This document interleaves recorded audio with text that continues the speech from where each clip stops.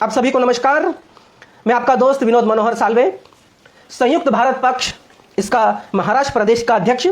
आज आपसे कुछ मेरे दिल को जो कचोटने वाली जो चीजें हैं जो आज मैंने देखी है, इसके विषय में मैं आपको बात करने आ रहा हूं। और ये विषय जो है आपके साथ भी जुड़ा हुआ है, क्योंकि अभी का जो माहौल बना हुआ है, और ये माहौल बना हुआ है या नहीं है, लेकिन हम इसको कह सकते हैं कि इसको क्रिएट किया गया है।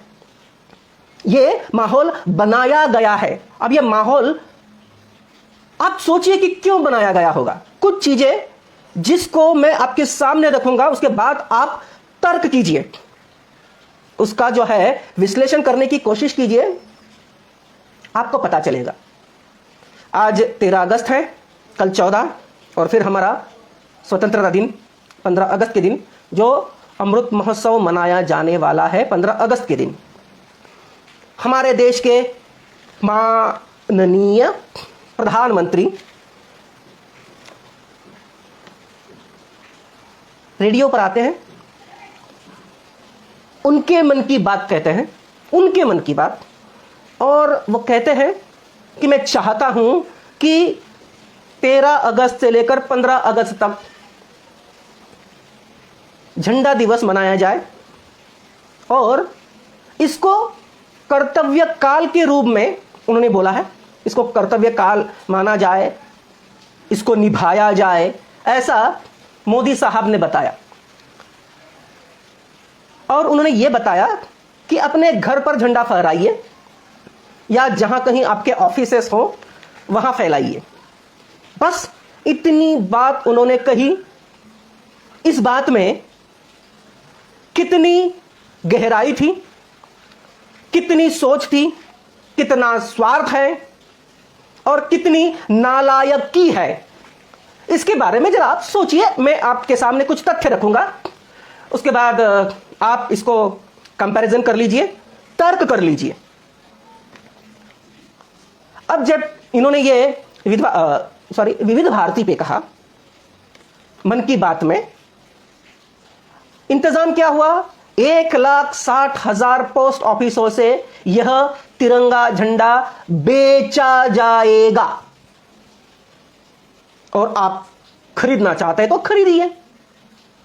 अब आप तो चाहते ही हैं, देखते ही हैं कि हमारे देश का कोई भी आदमी, चाहे वो पक्ष का हो चाहे विपक्ष का हो, हमारे देश से, हमारे देश के झंडे से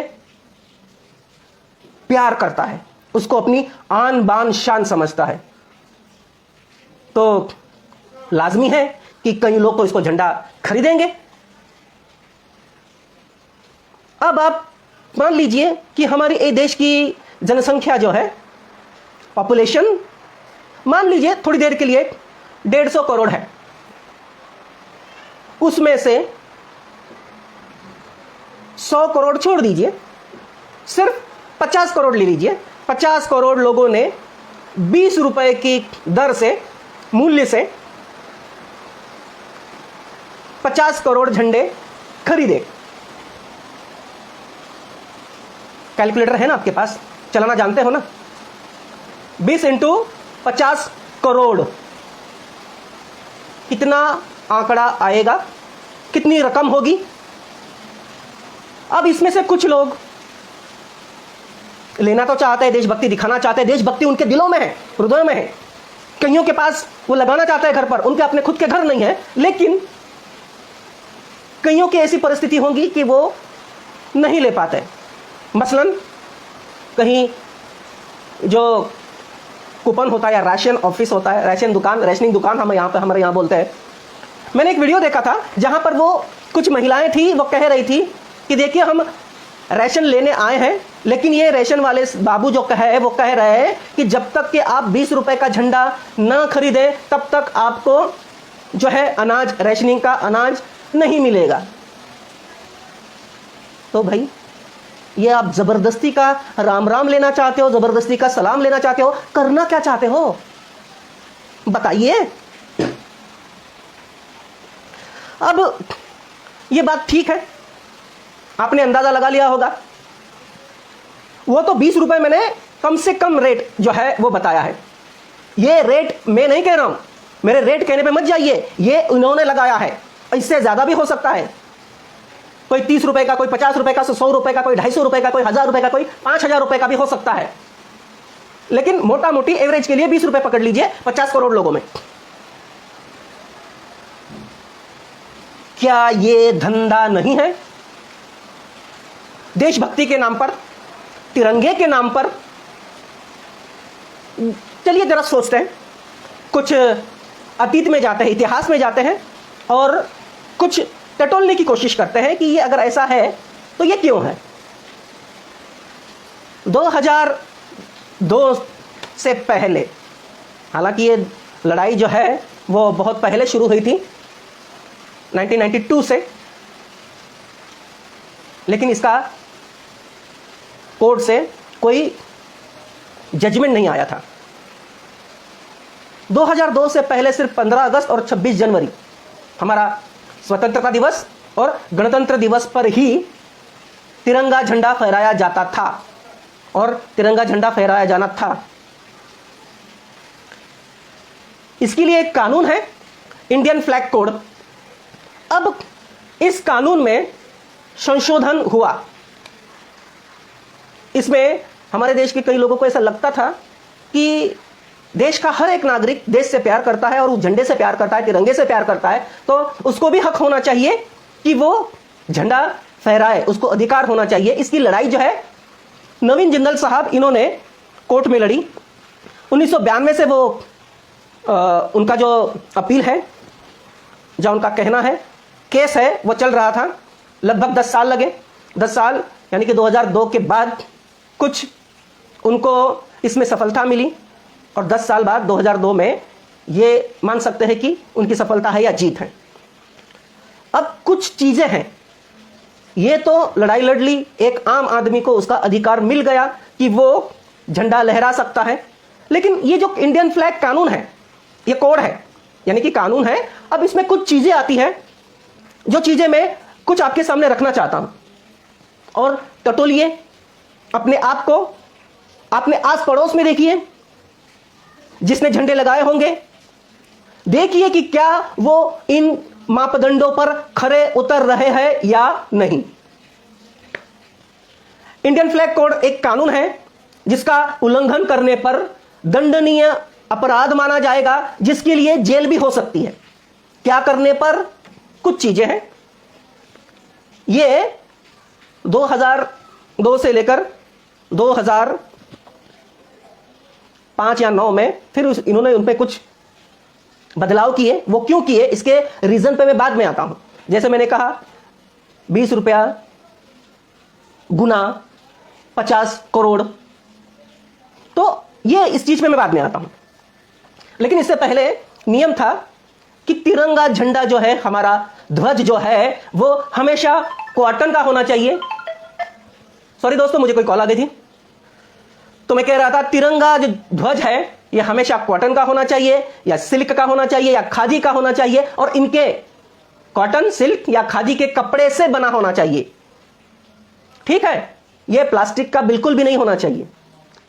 तो ये 2002 में कुछ नियम, 2002 के बाद में कुछ नियम बताए गए थे कि लोगों ने क्या करना चाहिए। इससे पहले तो कॉटन का ही बनता था, सिल्क का बनता था और खादी के कपड़े से बनता था, कपड़े से ही बनता था। तो अभी आगे क्या हुआ? राष्ट्रीय झंडे पर कुछ भी लिखना नहीं है या चित्र नहीं बनाना है। अगर आप ऐसा करते हो तो उसको अपमानित करते हो। हमारे राष्ट्रीय ध्वज यानी तिरंगे का अपमान तब भी होता है जब ये जमीन को छूता है। आपने कई फिल्में देखी होगी, शहीदों वाली फिल्में देखी होगी, फौजियों वाली फिल्में देखी होगी। अपने जिस्म पर गोलियां खाकर वो अपने आप को छलनी कर देता है, लेकिन देश का तिरंगा झंडा जमीन से नहीं लगने देता, नहीं टिकने देता। वो खड़ा रहता है जब तक कि दूसरा कोई नहीं आता, तब तक वो अपनी सांस रोककर उसको थामे रहता है। और जब कोई आता है, कहता है कि मैंने अपने झंडे की शान को नीचे नहीं पड़ने दिया, और फिर वो चैन से मर जाता है। यानी कि हम हमारे देश के ध्वज के लिए अपनी जान न्यौछावर करने को तैयार होते हैं। ये हमारी देशभक्ति है, हमारी राष्ट्रभक्ति है। ये हमारे ध्वज के लिए, तिरंगे के लिए हमारा जो है समर्पण है, बहुत ही भाव है, आदर है। हम इसे अपमान नहीं करना चाहते। इसको कैश करने की कोई जरूरत है?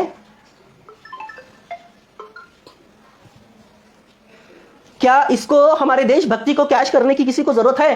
किसी दलालों को?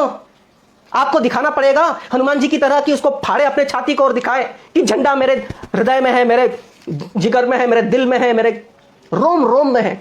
बताने की जरूरत है? लेकिन साहब कैश करना है। कैसे कैश करेंगे? जैसे मीठी बोल बोल के मीठी छुरी ने आपका गला काटा। आप समझ सकते हो, बहुत सारी चीजें अब तक हुई है। देश बिक गया है। अभी मैं जब आज हमारे पार्टी के अध्यक्ष जी के साथ, पार्टी के महाराष्ट्र के सचिव जी के साथ मैं लौट रहा था, मैंने कई जगहों पर देखा कि झंडे जो है, झंडे का एक नियम भी है साहब, जब इसको लहराया जाता है तो वो सबसे ऊंचा होना चाहिए।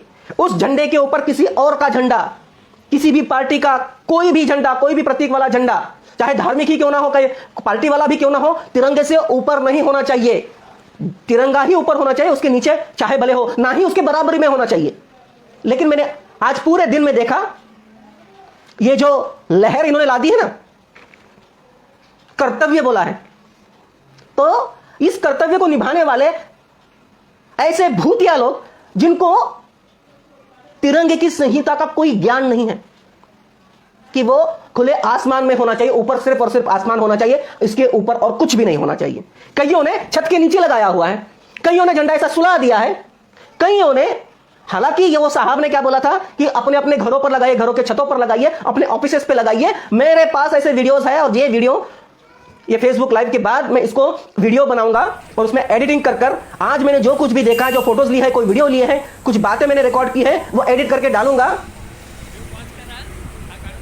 वाइन शॉप में झंडा लगा हुआ है, वो ऐसा झुका हुआ आधा, वो लगाने के बाद क्या शोकेस करना चाहते हैं?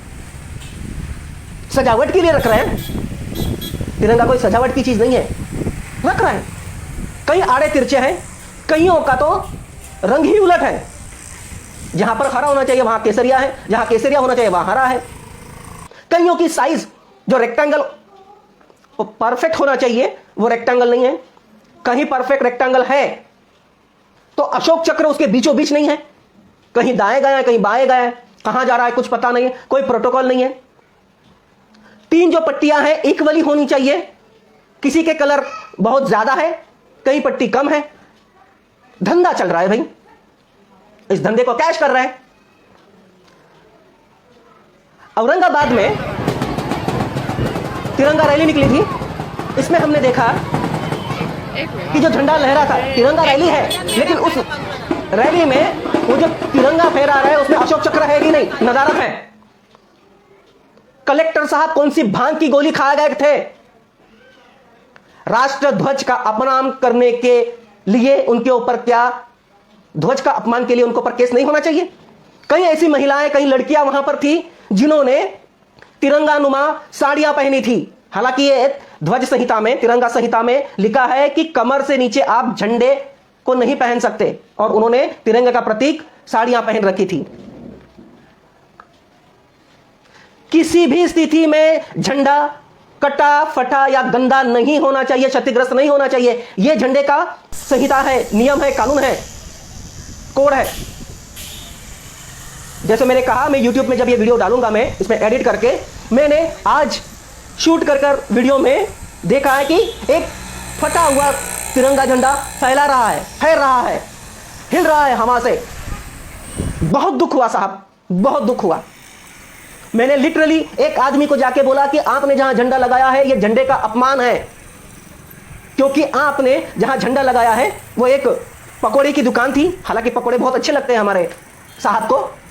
उस पकोड़े की दुकान में वो झंडा लगाया उसने, और उसके ऊपर पूरा ऐसा टीन का, हमारे यहाँ पतरा बोलते हैं, छत बोलते हैं, वो छत के नीचे लगाया हुआ था, जबकि वो उसके ऊपर सिर्फ खुला आसमान होना चाहिए छत के, झंडे के ऊपर।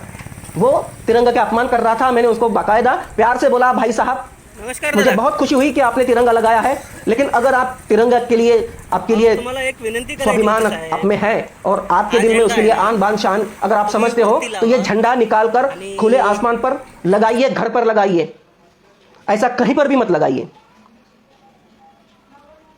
कई लोगों को पता ही नहीं है.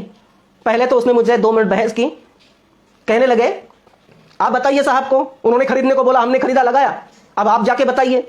मैंने बोला उन्होंने खरीदने को बोला तो उसकी जो चीजें होती है वो भी समझ लीजिए. उस वक्त तो थोड़ा सा गुस्से में था वो शख्स, लेकिन झंडे के प्रति उसके दिल में जरूर इज्जत थी. उसने मेरे वहां से थोड़ा निकलते ही मैं अपने गाड़ी तक आते आते देखा कि उसने वो निकाल लिया और ऊपर लगाया. कई लोगों को नहीं पता है. स्कूलों में सुबह जब ध्वजारोहण होता है, स्कूलों में जब विद्यार्थी आते हैं उनके साथ सलामी की जाती है, झंडा फहराया जाता है. उसके बाद अगर वो टीचर हैं, प्रिंसिपल हैं, तो उसकी ये जिम्मेदारी बनती है, अगर वहां पर कोई चपरासी नहीं होगा तो उसकी ये जिम्मेदारी बनती है कि जब तक सूर्योदय से लेकर सूर्यास्त तक उस झंडे की उसको निगरानी करनी है. उस पर कोई ऐसा कोई पशु पक्षी जाके ना बैठे, वहां पर कोई गंदगी ना करे. अगर ऐसा होता है तो तुरंत उस ध्वज को निकालना है. लेकिन अगर कहीं वहां पर वो लोग नहीं है, ना चपरासी है, ना प्रिंसिपल है, ना अध्यापक है, वो चला जाता है और तिरंगा लहराता है, उस पर अगर किसी पक्षी ने कुछ गंदगी कर दी तो ये राष्ट्रीय ध्वज का अपमान होता है. इस वजह से आपने देखा होगा कहीं पर चपरासी होते हैं, वो पंछियों को भगाते रहते हैं. तो ये जो मैंने अभी कहा, सूर्योदय से लेकर सूर्यास्त तक झंडा, ऐसे कई हमारे शासकीय सरकारी ऐसी स्थापनाएं हैं, ऑफिसेस हैं, उसमें हर रोज उसका एक प्रोटोकॉल होता है. उसको सूर्योदय पर लगाते हैं, सूर्यास्त में निकालते हैं.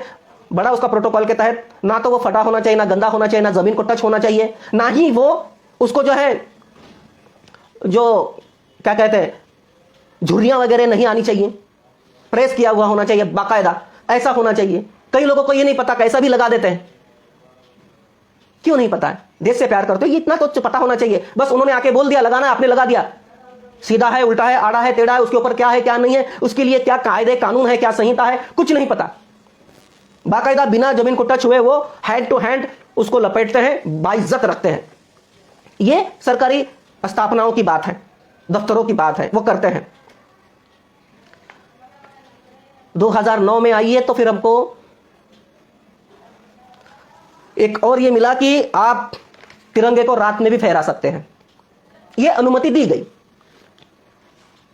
अब कैश करने की बारी आती है कि इस चीज को हम कैसे कैश करें.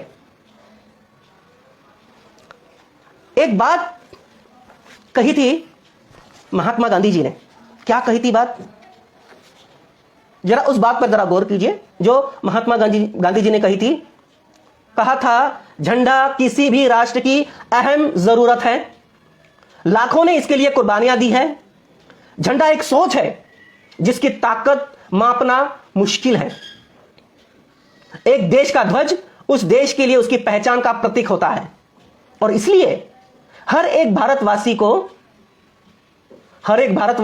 फिर चाहे वो हिंदू, मुसलमान, सिख, जैन हो, पारसी हो या फिर और कोई, भारत के ध्वज से भारत के अस्तित्व को पहचाने और उसे अपनाकर उसके लिए गर्व से जिए और मरे. ये महात्मा गांधी जी के शब्द थे. उन्होंने कहा था ये चीज. महात्मा गांधी जिनकी हत्या एक ऐसे सोच वाले इंसान ने की थी, नथुराम गोडसे, उनके चरण छुए और उनको गोली मारी. उसी सोच का एक आदमी जब अंग्रेज यहां थे तो अंग्रेजों से हम लड़ाई लड़ रहे थे. हम यानी कि हमारे जो क्रांतिकारी थे, जिन्होंने हमारे आजादी के लिए बहुत बड़ा संघर्ष किया, कुर्बानियां दी, ऐसे वो क्रांतिकारी अंग्रेजों से लड़ रहे थे स्वतंत्रता के लिए, आजादी के लिए. लेकिन वो पेंशन ले रहे थे, माफी मांग रहे थे. उसी सोच के कुछ हैं जिन्होंने मुझे हंसी भी आती है साहब, हंसी भी आती है. ये साहब जब आए थे ना विधवा भारती पर अपना रुदाली रोना रोने के लिए, इन्होंने कहा कि आप 2 अगस्त से ही शुरुआत कीजिए। मैंने तो 13 से 15 अगस्त बताया, आप 2 अगस्त से शुरू कीजिए। क्यों? क्योंकि 2 अगस्त इंग्लिश वेंकैया, इनकी हम याद करेंगे। क्यों याद करेंगे? क्योंकि इन्होंने हमारा तिरंगे का डिजाइन किया था और इसका आकार देने का काम वो महिला जिनका बहुत आदरपूर्वक मैं नाम लेना चाहता हूं, भिकाजी कामा। हमारे राजीववादी लोग, राजीव दीक्षित जी के लोग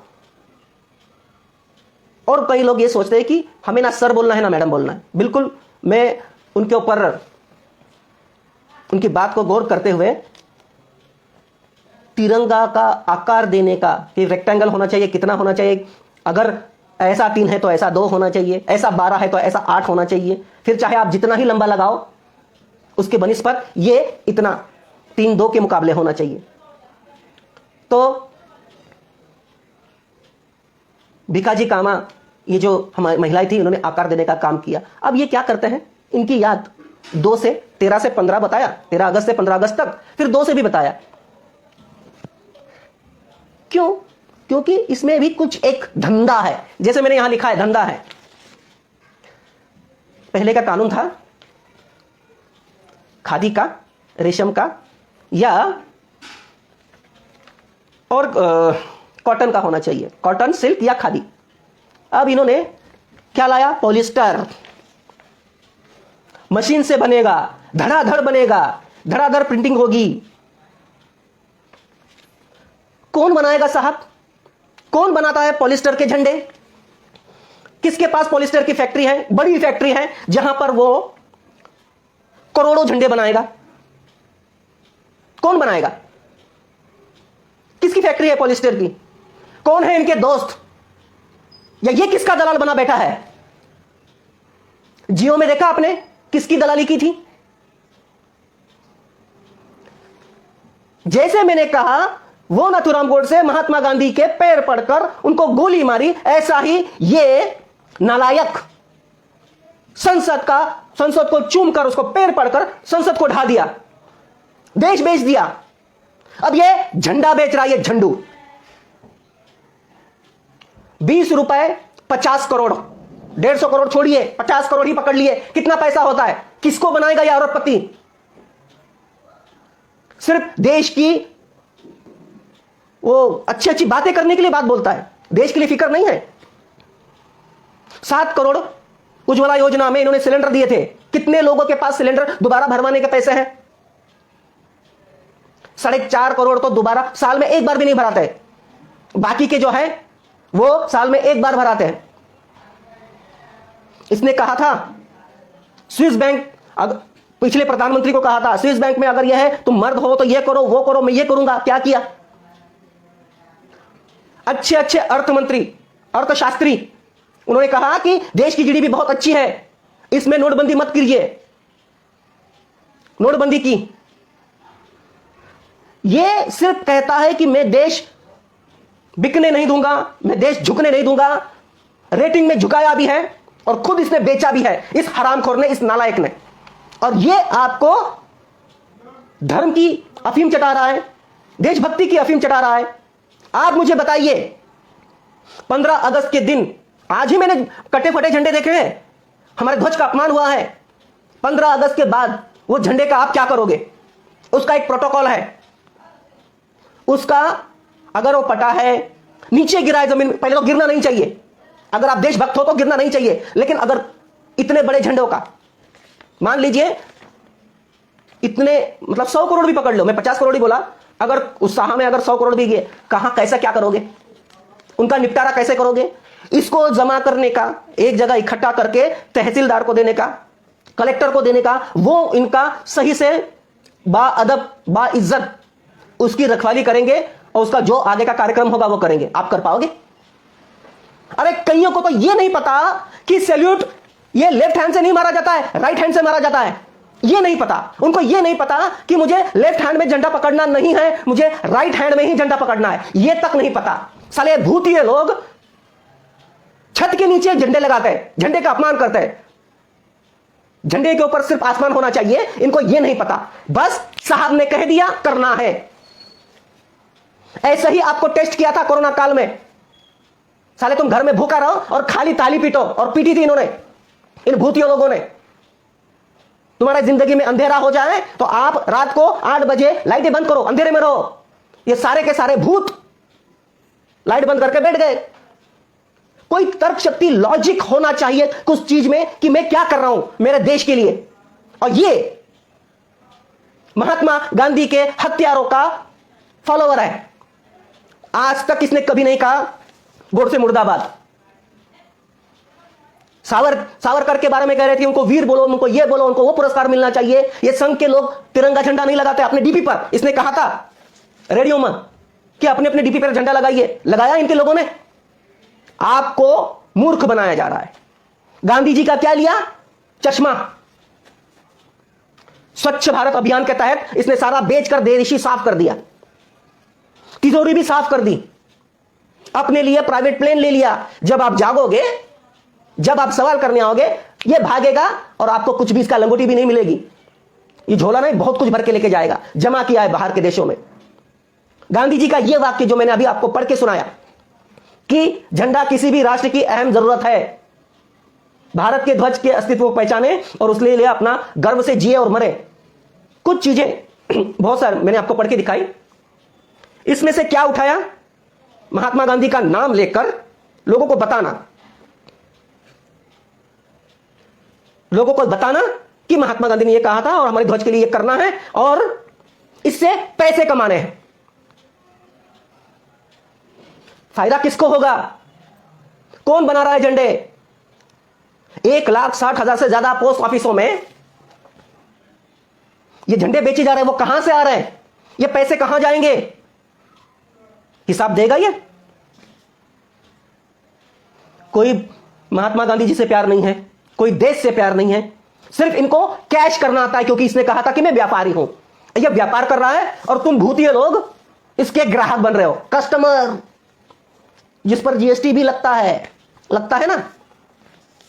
खाने की चीजों पे भी, बच्चों के बिस्कुट पर भी जीएसटी लगता है। आप महंगाई पे बात मत करो, आप इनसे कोई सवाल मत पूछो। हमारे देश का सोना कहां गया, क्या हो रहा है, हमारा देश का रैंक इतने नीचे कैसे आ गया? आपने पीएम केयर फंड में जो पैसा लिया था, आपके जो इलेक्ट्रॉल बॉन्ड आते हैं, आपको बड़े बड़े धनपति लोगों ने आपको पैसा दिया था चुनाव में लड़ने के लिए, जो आप उनका कैश कर रहे हो। आपके 3-4 EMI अगर रुक जाते हैं तो बराबर कुर्की करने आ जाते हैं, लेकिन इनके मित्रों का पूरा कर्जा माफ हो जाता है। देशभक्ति है तो सवाल करो। मूर्खों की तरह बिना उसका कानून, उसके कोड, ध्वज की संहिता, अगर इंडियन फ्लैग कोड आपको नहीं पता है तो जानो, उसके बाद करो, क्योंकि आप उस रास्ते पे कभी नहीं जाते जब तक कि आपको रास्ता नहीं पता कि मुझे जाना कहां है। पहले आप जानते हो कि कितना किलोमीटर है, रास्ता कौन सा है, कौन से नजदीक पड़ेगा। ये सारी चीजें जानने के बाद ही आप घर से उस सफर के लिए निकलते हो। तो ये काम जो आप कर रहे हो इस नालायकी कहने की वजह से, तो उसके बारे में कुछ खोजबीन तो रखो। मैं अगर कहीं गलती से तुम्हारे एरिया में आ जाऊं और तुम्हारे घर पर फटा हुआ झंडा है, किसी पंछी ने उस पर गंदगी कर दी है, ऐसा झंडा अगर मैं देखता हूं, मैं आपके ऊपर केस कर दूंगा। आपके लिए तो मैं दुश्मन हो गया, लेकिन मेरा प्यार उस झंडे से है। आपकी नालायकी, आपकी नासमझी की वजह से मैंने आपको केस कर दिया। क्यों होगा ये? क्योंकि आपको उसकी जानकारी नहीं है। तो जिस मंजिल की हमको खोजी नहीं, उस पर जाते क्यों हो? यहां रखो, यहां देशभक्ति, देश के लिए कुछ कर गुजरने की, देश के हालातों पर बोलने की, लड़ने की। आपको ठगा जा रहा है हर चीज में, सिलेंडर से लेके, महंगाई से लेके, हर एक वो चीज में महंगाई बहुत बढ़ गई है, आपकी आमदनी नहीं बढ़ी है। 2 करोड़ नौकरियां साल गिनिए कितने हो गए, उसके दुगने कितने होने चाहिए, कितनों को नौकरी लगी और कितनों की गई। मुझे कैलकुलेट करके बताने की जरूरत नहीं है, आप समझदार हो, पढ़े लिखे हो। कब सोचोगे इस बारे में? कब सोचोगे? कब जागेगा आपका असली देशभक्ति? यह धंधे वाली नहीं। कोरोना काल में आप घर के अंदर बंद थे, रोजी रोटी ठप थी, कहीं आ जा नहीं रहे थे। आपकी आमदनी जो छुपी छुपाई थी पहले तो नोटबंदी में जो छुपी छुपाई थी आपके घर वालों ने, आपने, वो तो निकल गई। बाद में कोरोना काल में जो थोड़ा बहुत बचाया था वो भी निकल गया। लेकिन किसकी तिजोरियां भरी? किसको इसने फायदा पहुंचाया? किसके एनपीएस इसने माफ किए? देशभक्ति का अफीम चटा दिया आपको। गुना कीजिए, मैं 4 बार बोल चुका हूं। 20 रुपए का एक झंडा गुना 50 करोड़ कितना होता है? किसको मिलेगा? कौन बना रहा है झंडे? कौन कर रहा है इसकी दलाली? ये आप सोचिए। और उसके बाद अगर मुझे आपको लगा ना कि ये गलत बोल रहा है या मेरी सही बात भी आपको चुपती होगी, तो फिर आप देशभक्त नहीं, आप ही सच्चे देशद्रोही हो फिर। लेकिन अगर कहीं लगता है कि नहीं, ये झंडे का अपमान ना हो, झंडे की पूरी जानकारी हमें मिले, इसके लिए अगर ये वीडियो है तो मेरे लिए नहीं, देश के लिए कुछ करने के ठान लीजिए। क्योंकि वक्त बहुत ही नाजुक है, बहुत ही ऐसा है कि अब मरे या तब मरे। देश बचेगा तो देशभक्ति रहेगी, देश रहेगा तो देश का झंडा रहेगा। तो देश को बचाइए, देश के लिए इन हालातों से लड़ने के लिए सामने आइए, एकजुट होइए। पार्टी भक्ति, नेता की भक्ति, धर्म की भक्ति, झंडे की भक्ति, किसी भगवे झंडे की, किसी हरे झंडे की, इस भक्ति में आप रहोगे तो खुद भी डूबोगे और देश को भी डुबाओगे। और फिर अच्छे और सच्चे देशद्रोही आप ही होंगे, आपसे बड़ा कोई नहीं होगा।